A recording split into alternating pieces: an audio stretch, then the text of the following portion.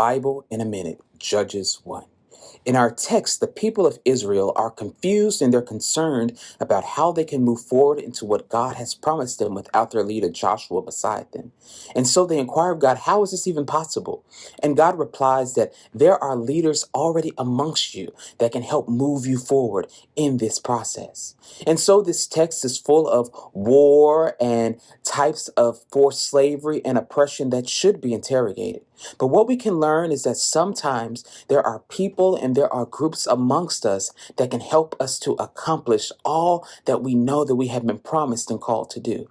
And so they move forward. It's full of successes, it's full of wins, but also it's full of losses. But in our text, we also see that there are opportunities for them to engage in community with those they may have thought were enemies. And so sometimes the leaders that we are looking for are amongst us, they're within us, and they're around us. Judges chapter 2. Now, one of the reasons for the whole kick everyone out or kill them policy that we saw in the book of Joshua was to maintain a sense of religious and ethnic purity. God was big into the whole no other gods before me thing and didn't want Israel to mix and mingle with the gods and religious practices of the people who are already living in this land. But when the people living in the land decide they don't want to leave or be killed, the Israelite tribes are left living with those foreign neighbors. So technically, aren't the Israelites the foreign neighbors in this situation? The Israelites try out the gods of their new neighbors. God gets angry. The Israelites find themselves on the losing side of every conflict. But then God raises up judges to lead the people. Whenever the Lord raised up judges for them, the Lord was with the judge, and he delivered them from the hand of their enemies all the days of the judge. For the Lord would be moved to pity by their groaning because of those who persecuted and oppressed them. But whenever the judge died, they would relapse and behave worse than their ancestors, following other gods, serving them and bowing down to them. They would not drop any of their practices or their stubborn ways. Basically, this chapter is a lot like the previous one, a prologue to the generations of conflict we're about to experience in the 19 chapters ahead. Judges chapter 3. This chapter begins the pattern where the Israelites do evil in the sight of God. God turns them over to their oppressors. The Israelites cry out to God for help, and God sends someone, a judge, to deliver them. The Israelites then remain faithful, at least as long as that judge is alive, until the whole thing starts over again. Judges 3 recounts 3 of these cycles. Othniel delivers the people from Cushan Rishathaim. That was a mouthful. Ehud delivers the people from King Eglon of Moab. And in the very last sentence, we learn of the third judge, Shamgar, who killed 600 Philistines with an ox goad. What I find most interesting about this is the narrative of Ehud. Ehud tricks the king into believing he has a message for him from God, and then stabs him with a sword. When the servants come to check on him, they find the door locked. They just assume that the king is relieving himself and wait until they are embarrassed, according to scripture. When they finally open the door, they find the king dead. Chapters like this that read like a movie script remind me that the Bible is full of adventure and interesting tales, revealing the wonder and mystery of God. Judges 4. Israel kept on doing evil in God's sight, and God gave them over to King Jabin's army. Deborah, who was judge over Israel at that time, sent for Barak and told him to go to Mount Tabor to fight Sisera and this army. I'll make sure you win, she said. Barak said, I'll only go if you go with me. She said, sure, but with that attitude, you won't be victorious. God will use a woman instead. Deborah went with Barak and his men to Kadesh. Heber warned Sisera that Barak was coming to fight him. Sisera immediately called up his 900 iron chariots and all of his men to get ready for this battle. Deborah told Barak, charge! And he charged on down the slope of Mount Tabor with his men. But God beat Sisera and his army.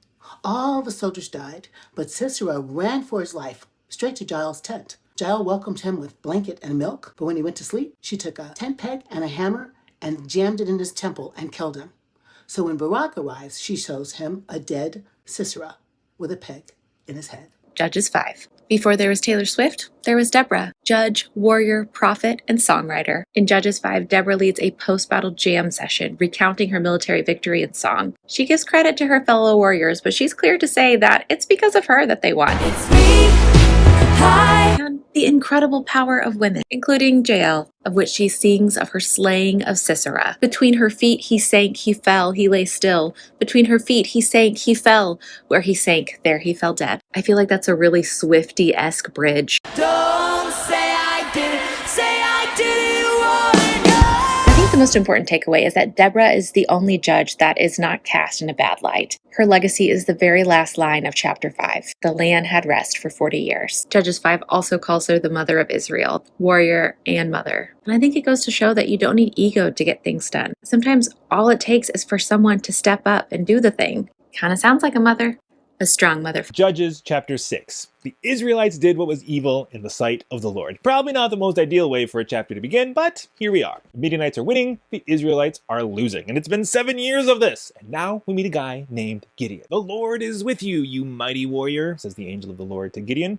He responds, if the Lord is with us, then why has all this happened to us? Fair question. After a bit of baking, apparently God likes bread, meat, and broth, God tells Gideon, take your dad's bull and the 7-year-old bull and pull down the altar to Baal, then build a new altar on top of it. Gideon's a bit worried of what everyone will think about this plan, so he waits until nightfall and then gets to work. Everyone wakes up, sees what Gideon did, decides they should probably kill him for it, but then they end up turning it into a bit of a showdown between Baal and Yahweh, with the Midianites and the Amalekites squaring off against Gideon and whoever he can gather from Manasseh, Asher, Zebulun, and Naphtali. And then there's this thing with a fleece. It's kind of weird. And that's it, at least for this chapter. We got a bit more Gideon still to come in the next 2 chapters, so to be continued. Judges chapter 7, with the help of some Legos. So Israel, led by Gideon, has 32,000 troops to fight against the Midianites. But God tells Gideon that's too many troops. If the Israelites win, they will get the credit, not God. So God tells Gideon to send home all the troops, except 300 soldiers. Imagine that all these Legos are the troops. In this story, God's priority is to show off God's might and power. But Gideon is afraid to fight with so few troops, but then he hears someone talking about a strange dream they had. In the dream, a loaf of barley bread tumbles into the Midianite camp and strikes a tent, knocking it down. And Gideon takes this dream as a sign of his victory, and he is full of courage, and he and the 300 troops defeat the Midianites. Judges chapter 8. One of those judges is Gideon, and he is out of control. Remember a few chapters back when he was told, the Lord is with you, you mighty warrior? Well, he's never forgotten that. His chest is all puffed out, and he is full of military prowess and acts of revenge against the towns that don't feed his army, against the Midian kings with whom he has a blood feud. The people then say, rule over us, to Gideon.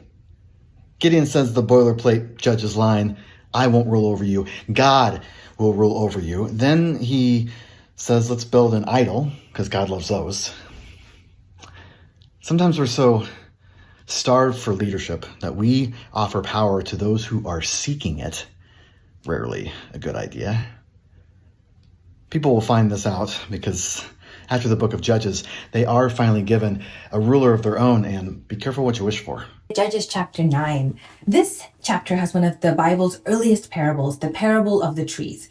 The people of Israel, aka the trees, get together and they're looking for a king to rule them. So they go to 3 trees, the fig tree, the olive tree, and the vine.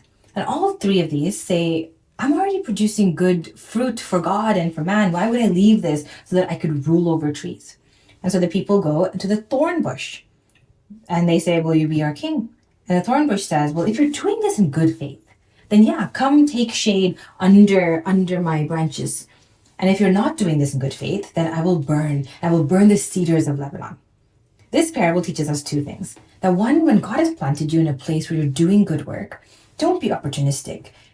Do the good work God's called you to do. And 2, be wary of those who are underqualified and yet seek power and seek position. Judges chapter 10. You gotta love the details we see about some of these judges. In this chapter, we meet 2 of them. First, there's Tola, son of Pua, son of Dodo, who had 2 solid decades as judge. And then we meet Jair, the Gileadite, who lasted for another 2 decades. Now, my favorite thing about Jair, this is probably just myth, but still interesting, is that he had 30 sons who rode on 30 donkeys, and they had 30 towns. And that's it. That's the whole story. One judge's grandpa is named Dodo, the other judge had 30 donkey-riding sons. And then the rest of the chapter has the Israelites once again doing evil in the sight of the Lord, a recurring theme throughout the book, and everything going wrong for them, and then finally crying out for help and promising to change. Really? Will they? Judges chapter 11. 2 narratives here. Jephthah comes to disobedient Israel's rescue, wins their deliverance in battle against the Ammonites. The end. Not exactly. That's the military political narrative. Then there's the family systems narrative, the one involving an unnamed sex worker, potential marital infidelity, blended families, half-siblings, inheritance, abandonment, gang affiliation, and bargaining with God. Jephthah goes to live with his father's wife, not his mama, their sons, his half-brothers, gets kicked out over inheritance, joins a gang, surrogate family, makes a foolish vow to God in exchange for military victory, and kills his daughter and blames her in the process. But his daughter, the only woman in the entire narrative who talks back to Jephthah, negotiates a 2-month reprieve on her own life, then returns for her father to fulfill his foolish vow and take her life. And through it all, God is silent. How long will it be before man's success doesn't depend on a woman's silence, oppression, or death? Judges 12. This chapter is a classic example of escalated violence. Firstly, we see the trigger phase, where the Ephraimites express their anger and frustration at Jephthah for not being invited to battle with the Gileadites and share in their victory against the Amorites. They follow by making a threat against Jephthah and the Gileadites. We see Jephthah respond by shifting blame onto the Ephraimites as he calls them out for not coming through when he had asked them for help. Both parties then enter the agitation phase as they begin to battle against one another. The violence then peaks as Jephthah goes on to take over the fords of Jordan, murdering Ephraimites who attempt to cross over. In total, 42,000 Ephraimites are brutally murdered, 42,000 of essentially Jephthah's own countryfolk. Can you think of any modern-day examples of escalated violence in which one party's reaction against another was overly extreme? What de-escalation tactics could have been employed? Judges chapter 13. So this chapter tells about the birth of a famous judge many of us know named Samson. But before Samson was born, his mother was unable to conceive. So an angel of the Lord comes to her, telling her that she would conceive and that her son would be a Nazirite, consecrated to God, that no razor should touch his head, and that he should never drink any strong drink. So in her joy, she goes and tells her husband. But her husband, in typical fashion, has to get confirmation about this word. Why is it that y'all think people always feel the need to have to get confirmation about our testimony? Always have to interject themselves into our blessing. So the angel comes to her husband, telling him that the woman would heed everything that was spoken to her, that the word was for her, the testimony is hers, and he is not needed to confirm it. Judges 14. In this chapter, we find Samson, who's the ancient equivalent of a superhero, fighting, slaying, and ultimately eating a lion. Samson then meets a lady from a foreign land and decides to take her as his bride. This isn't without complications, though, because her people come to the wedding, and Samson forgets his superhero roots and instead decides to channel the Riddler by presenting her people with a riddle to stump them. His bride then betrays him and tells her people the answer to the riddle. This infuriates Samson, who kills 30 people and then gives his new bride to his best man. Woo! What a story! You may notice that the woman didn't have much say in any of this, which is incredibly problematic, and her only wrongdoing was helping her people. I think this is a great example of why we shouldn't use the Bible as a guide for modern-day romantic relationships. In a world where divine destinies and human frailties collide, emerges a saga of unparalleled strength, revenge, and divine intervention. This is Bible in a Minute, Judges 15. Samson returns to his wife with a gift, only to find that she's been given to his companion by her father. Samson sees this as an act of betrayal by his father-in-law, and his wrath is unleashed on the Philistines. Strong and cunning, he burns the Philistines' field. But vengeance begets vengeance. So the Philistines burn Samson's wife and her father until they're unalived. Then Samson slaughters 1,000 Philistines with the jawbone of a donkey. And yet in his darkest hour, he cries out to God for a miracle. Using the donkey's jawbone, God answers. This is seen as a sign of God's support.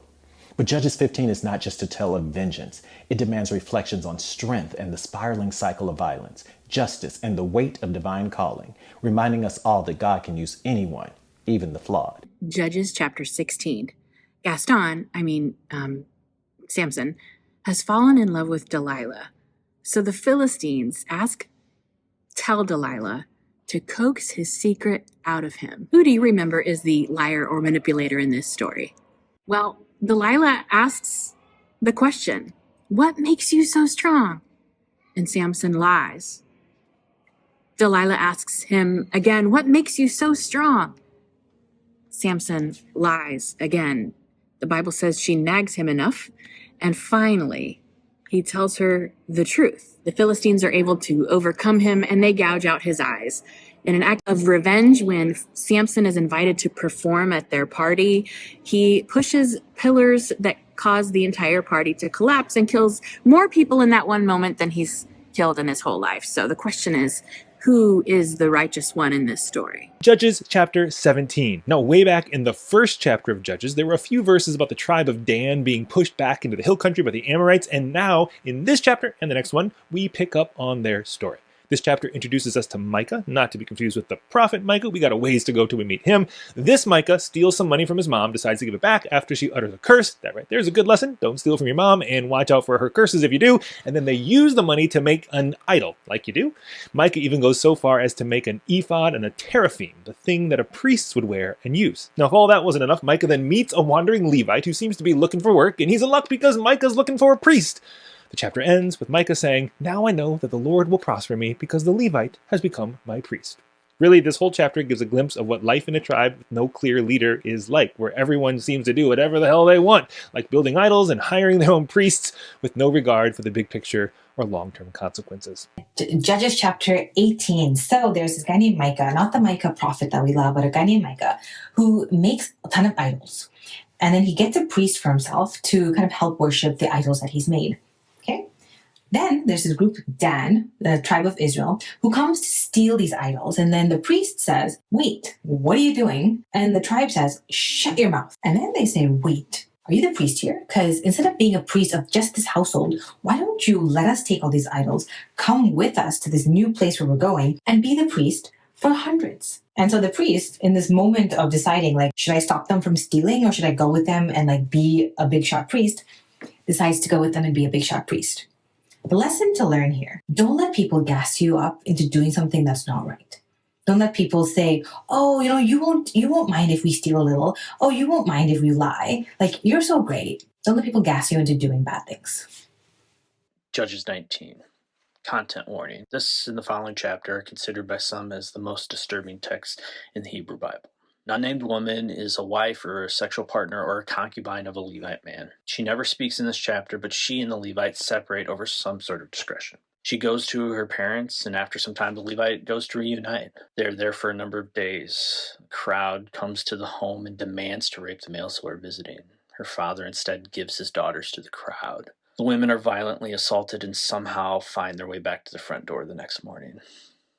When the Levite opens the door, there's no response from his partner, and we could presume that she has died from the assault. The man then dismembers her body and sends parts of her to each of the tribes, calling out this grave injustice.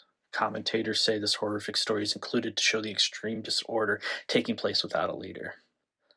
This is a section of the Bible where there is no good news, and we must sit in that. Judges chapter 20, a continuation of the brutal gang rape from the chapter before, where the Levite man says, "The men of Gibeah came after me and surrounded the house, intending to kill me. They raped my concubine, and she died." No mention that he threw the unnamed woman to the violent mob, trading her life for his. He cuts the woman's body into pieces, sending parts to each region of Israel. He then asks the Israelites, "What are you going to do about your outrageous act?" Not mentioning his own outrageous acts. The Israelite men rise up and promise to give the Benjamites of Gibeah what they deserve. Only God allows the Israelites to be defeated twice before giving them victory on their third attempt. Why? In this chapter, there is plenty of crying out to God and plenty of putting people and animals to the sword. So much bloodletting, so much death, but all I wanted to know is, what was the woman's name? Judges chapter 21. Okay, the last chapter of the book, wrapping up a rather unholy civil war. The Israelites, in typical fashion, have made a foolish vow not to allow any of their daughters to marry Benjamite men. They went and killed all but about 600 of those men and wiped out their families. Realizing they were going to wipe out one of the 12 tribes of Israel, they decided this might be a bad idea. So they hatched a plan to find 600 unmarried women, 400 by killing off another subset of Israelites who didn't show up to the meeting. Note to self, show up to important meetings. They're still 200 short, so at the festival of Shiloh, they encouraged 200 men to literally go and kidnap 200 young women. Ugh. All of this killing, kidnapping, and forced marriage because they made a hasty and foolish vow after, earlier in the book of Judges, the Levite's concubine was raped and murdered and killed. Now those crimes are multiplied hundreds of times in a spiraling cycle of violence.